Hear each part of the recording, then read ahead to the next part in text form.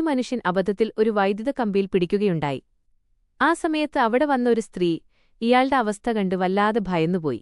പേടിയുണ്ടായിരുന്നിട്ടും അവൾ ധൈര്യം സംഭരിച്ച് അടുത്തുണ്ടായിരുന്ന ഒരു തടിക്കഷ്ണമെടുത്ത് അയാളുടെ കൈ കമ്പിയിൽ നിന്ന് മാറ്റാൻ ശ്രദ്ധയോടെ ശ്രമിച്ചു. എന്നാൽ അവളുടെ ശ്രമങ്ങൾ പരാജയപ്പെട്ടപ്പോൾ ഭയം കാരണം അവൾ അയാളെ ശക്തമായി അടിക്കാൻ തുടങ്ങി. കുറച്ചുനേരം ക്രൂരമായി തല്ലിയതിനുശേഷം ഒടുവിൽ ആ കമ്പി മാറ്റുന്നതിൽ അവൾ വിജയിച്ചു. ഉടൻ തന്നെ അവൾ അത്യാഹിത വിഭാഗത്തിലേക്ക് വിളിച്ച് സഹായം അഭ്യർത്ഥിച്ചു. അവർ എത്തിയ ഉടൻ തന്നെ ആ മനുഷ്യനെ പരിശോധിക്കാൻ തുടങ്ങി. എന്നാൽ എല്ലാവരെയും അത്ഭുതപ്പെടുത്തിക്കൊണ്ട് അത്രയും ശക്തമായ വൈദ്യുതാഘാതമേറ്റിട്ടും അയാളുടെ രക്തസമ്മർദ്ദവും ഹൃദയമിടിപ്പും സാധാരണ നിലയിലായിരുന്നു. ഇത് എല്ലാവരെയും ആശയക്കുഴപ്പത്തിലാക്കി.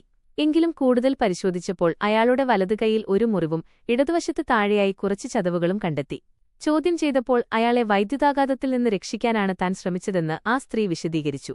എന്നാൽ വിചിത്രമായ കാര്യം, ആ മനുഷ്യന്റെ കൈകളിൽ പൊള്ളലേറ്റ യാതൊരു അടയാളങ്ങളും ഉണ്ടായിരുന്നില്ല.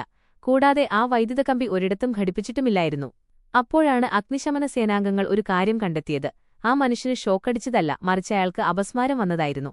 അതായത് ആ സ്ത്രീ അയാളെ വെറുതെ ആവശ്യവുമില്ലാതെ തല്ലി